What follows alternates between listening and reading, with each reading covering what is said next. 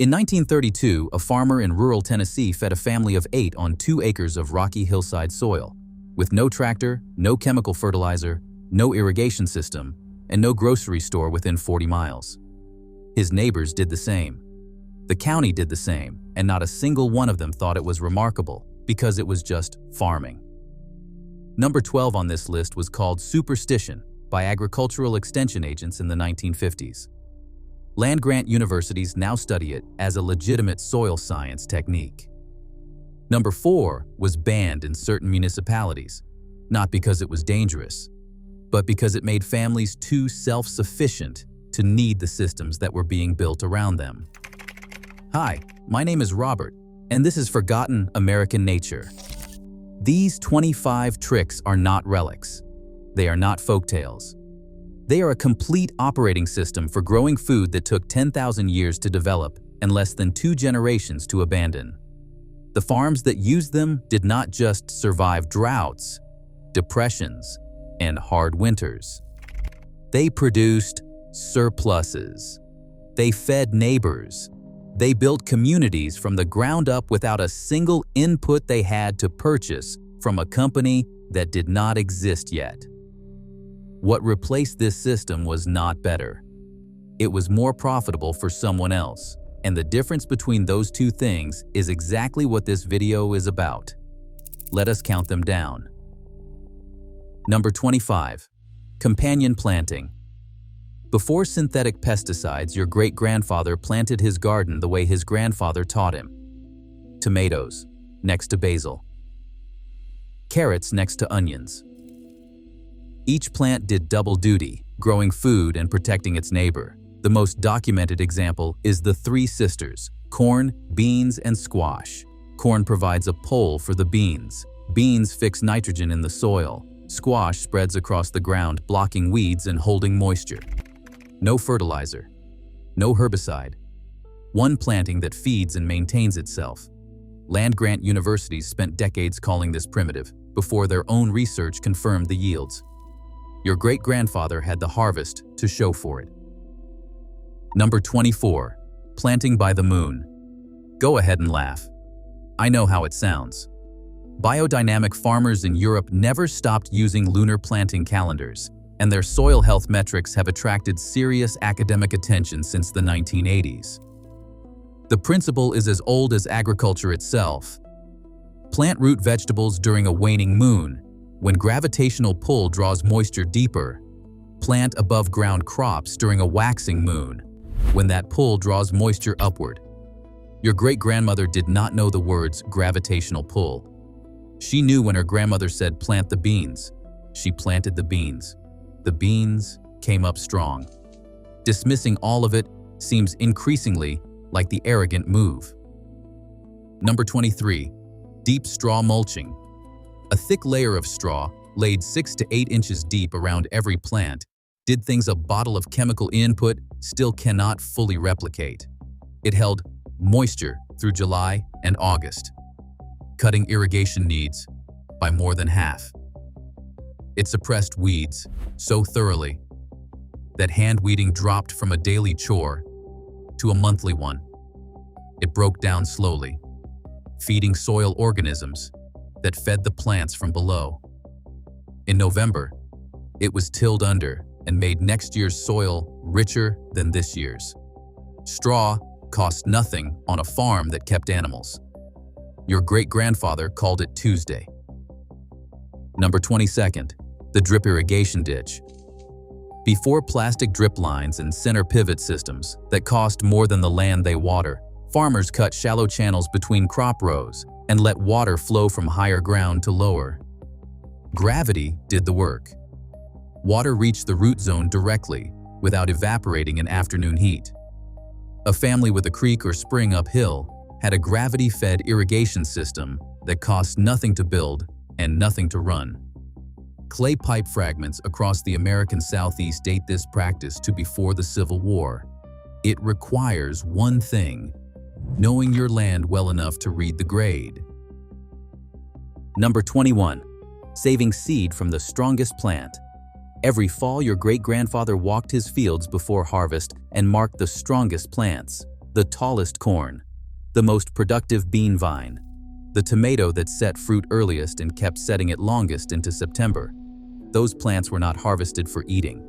They were harvested for seeds, dried, labeled, stored through winter, and planted first in spring. Year after year of selecting for the strongest performers in your specific soil, your specific climate, your specific microclimate. On that hillside produced varieties so precisely adapted to local conditions that commercial seed catalog varieties could not match their reliability. That process is called farmer selection, and it built every crop variety that existed before seed companies arrived and replaced adapted local varieties with standardized hybrids that performed well in test conditions and required you to buy new seeds every single year. That was not an accident. Number 20. Crop rotation as soil medicine. A field that grew corn one year would grow beans the next year, and then rest under a cover crop the year after that. Not because anyone told the farmer to do it, but because he had watched what happened to fields that did not rotate. The corn depleted nitrogen, and the beans restored it. The cover crop suppressed weeds, prevented erosion, and broke pest cycles that depended on finding the same host plant in the same place 2 years running. This system, practiced continuously on small farms across America for 300 years, maintained productive soil without a single bag of synthetic fertilizer. The chemical fertilizer industry built its entire market by selling farmers the inputs needed to compensate for not rotating crops. It was a remarkably profitable solution to a problem that rotation solved for free. Number 19. The living fence. Osage orange trees, planted in a tight row and periodically laid, which is the process of bending cut branches horizontally so they knit together, produced a fence so dense and thorny that cattle would not push through it. No wire, no posts. It sheltered birds that ate crop insects, and it held soil against erosion. The wood was so rot-resistant that posts lasted 80 years in the ground. The government promoted Osage orange hedgerows aggressively in the 1930s. By 1960, the wire fencing industry had made them seem old-fashioned. One of those fences is still costing you money. The other paid for itself 100 years ago. Number 18. Green manure cover crops. When a field finished producing for the season, a farmer who knew what he was doing did not leave it bare. He planted clover, vetch, or rye across the entire surface. Those plants grew through fall, fixed nitrogen from the atmosphere, protected the soil surface from winter rain compaction, and were turned under in spring 2 weeks before planting. The decomposing green material fed soil microbes that made nutrients available to the next crop. The entire input cost 3 cents worth of seed per acre. Modern agriculture spends billions annually on nitrogen fertilizer to replace a function that clover performs for free, if you let it. The Iowa State University Extension Service published a study in 2014 confirming what Midwestern farmers knew in 1890.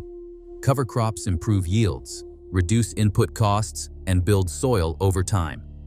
The only thing cover crops cannot do is be sold to you by a chemical company. Number 17.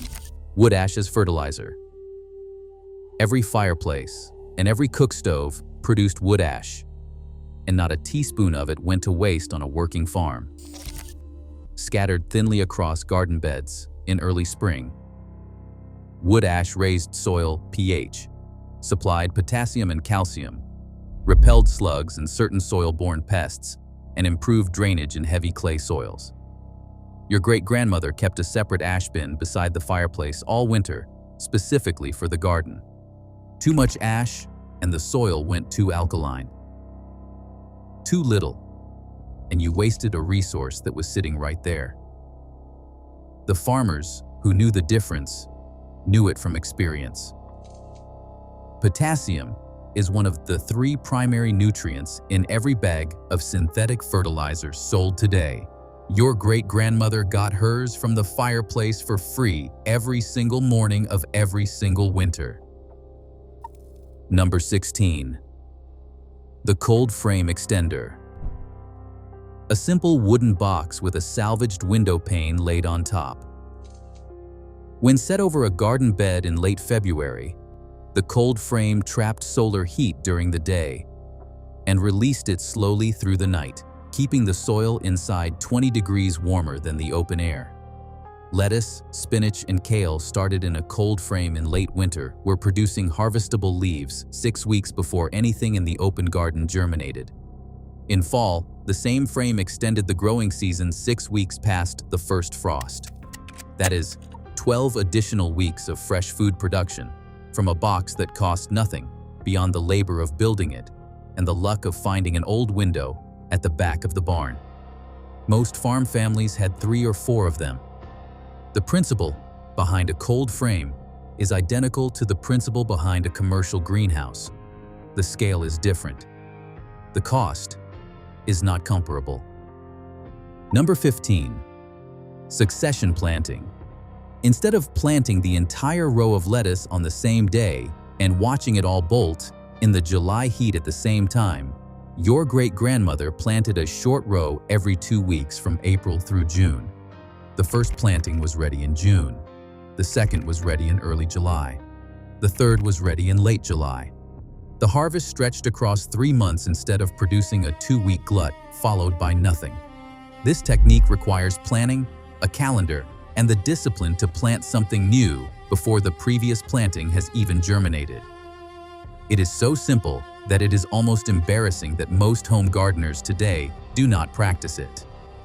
The supermarket trained us to think of food as something available in unlimited quantity at any moment. Succession planting is the technique that makes that availability possible without a supply chain. Number 14. The nurse log garden. A fallen hardwood log left to rot in the garden for 2 or 3 years became one of the most fertile planting surfaces available. As the wood decomposed, it held moisture like a sponge, hosted the fungal networks that transfer nutrients between plants, and slowly released a steady supply of organic matter that no bag of store-bought compost could replicate for complexity. Farmers planted squash, melons, and cucumber directly into the rotting surface of nurse logs. The roots followed the moisture deep into the wood. The yields were consistently higher than adjacent soil plantings, with no additional inputs. Permaculture designers rediscovered the technique in the 1980s and named it Hugelkultur, meaning hill culture, and wrote books about it. Your great-grandfather called it that old log in the corner of the garden, and he never moved it because everything grew better next to it. Pennyroyal planted along the garden border kept ants out and the colonies of aphids they farmed on the crops. Marigolds planted thickly around tomatoes produced a root exudate which suppressed nematodes in the soil. A spray made from boiled hot pepper water and a few drops of rendered fat kept caterpillars off the brassicas without harming the beneficial insects that kept the pest population in check. Your great-grandmother had a spray bottle. She called it a jar with a rag stuffed into the top.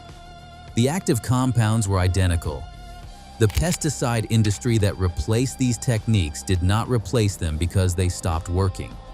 It replaced them because they could not be patented, could not be bottled, and could not be sold back to the farmer at $30 an acre per season. Number 12. Reading soil by hand. Grab a fistful of soil and squeeze it.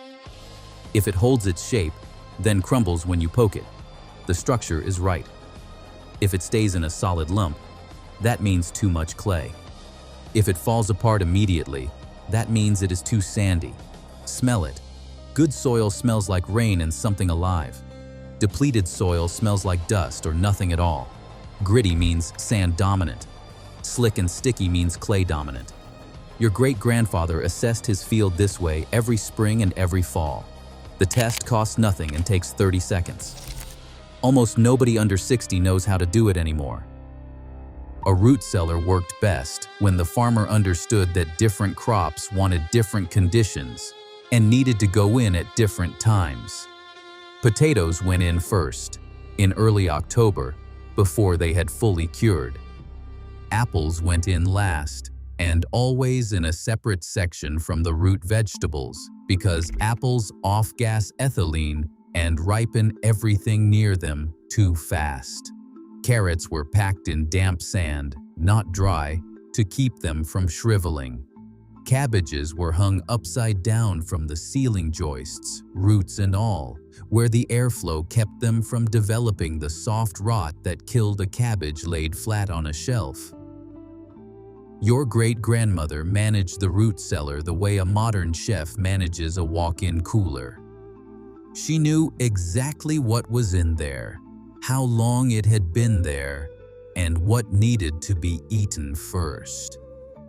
Nothing rotted because nothing was forgotten. Number 10. Fodder crops for animals. A farmer who grew his own animal feed was a farmer who could weather a bad year without watching his livestock die or his cash disappear into a feed store. Turnips and mangel-wurzels.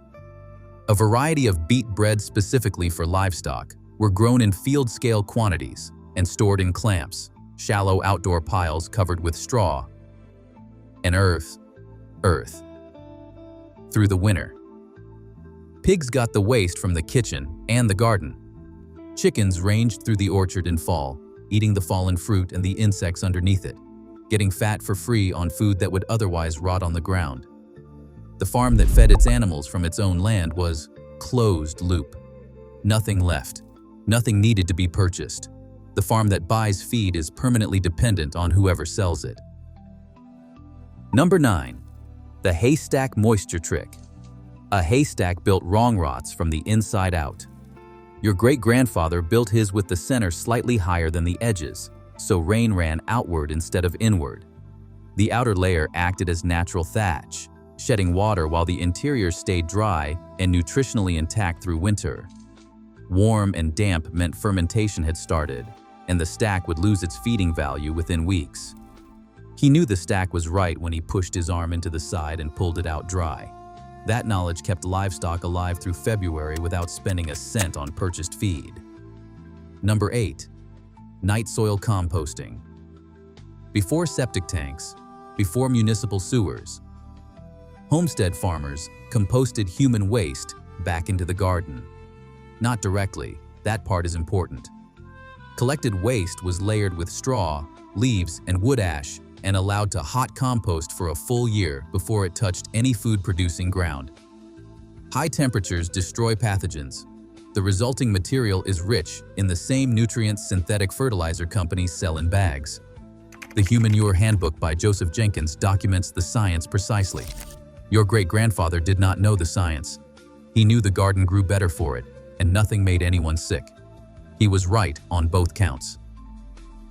Number 7. The cloche dome. Cut the bottom off a glass jar.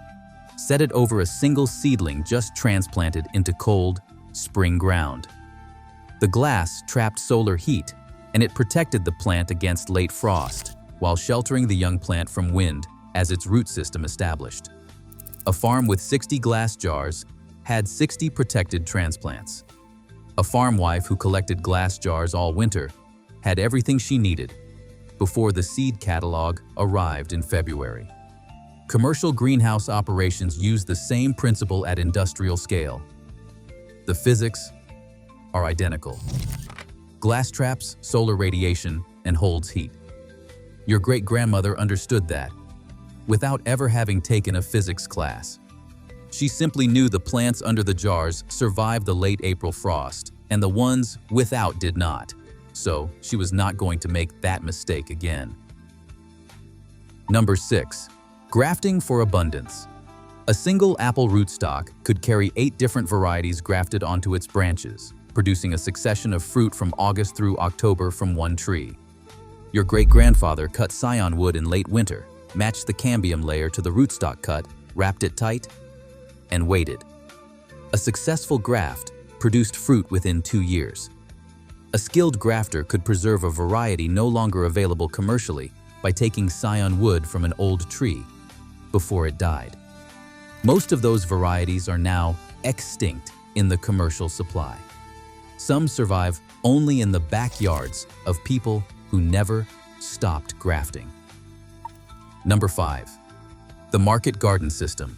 1/4 of an acre of intensively managed garden bed, planted in succession, maintained in permanent raised beds that are never walked on and therefore never compacted, and harvested continuously through the season, produced more food value than 2 acres of conventionally tilled row crop garden.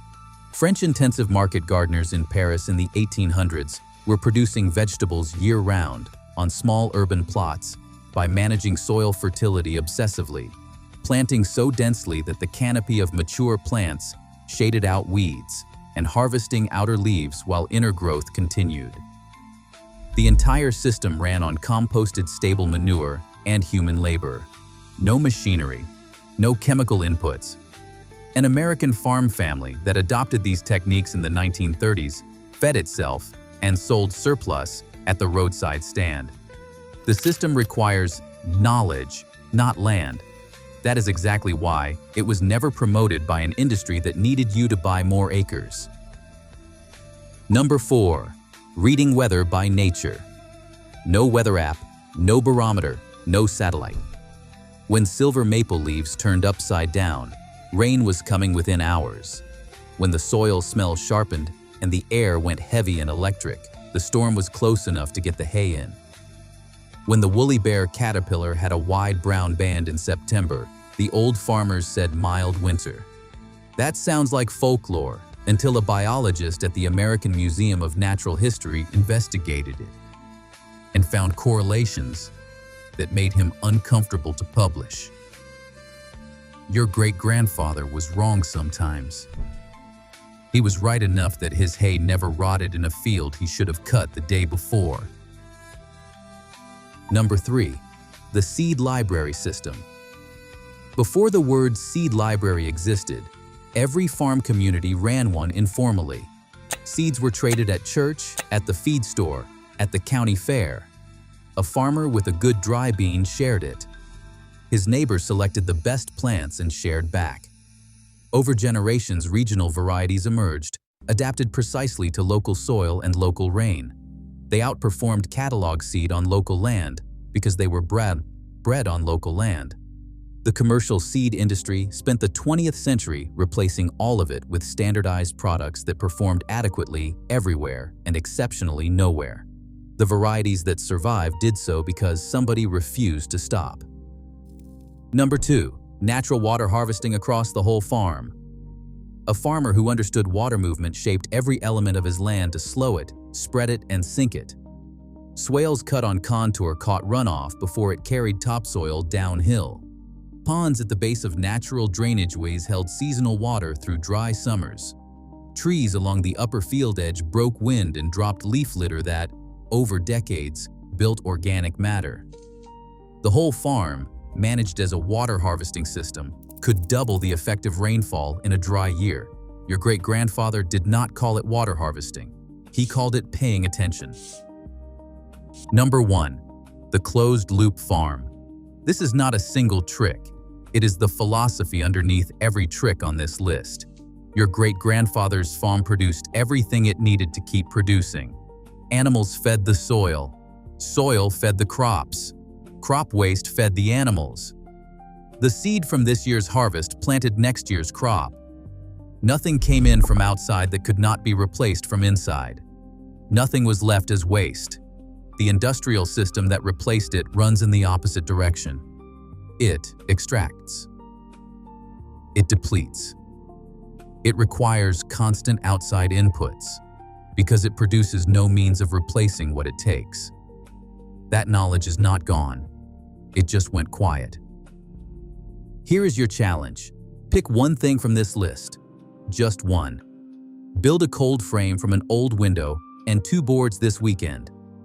Save the seeds from the best tomato in your garden this fall. Cut a swale across the slope in your yard the next time it rains and watch where the water goes. Find the broadleaf plantain growing in the crack of your driveway because I promise you it is there. Look it up. Learn one thing your great-grandfather knew that you do not. Then come back and tell me which one you tried. Tell me if your grandparents farmed. Tell me if somebody in your family kept a seed collection or a root cellar. or living fence that nobody thought to explain before it was too late. Because that knowledge did not disappear. It just stopped being passed down. I am Robert. This is Forgotten American Nature. And these tricks did not stop working. We just stopped using them. Hit subscribe because next week we go even deeper.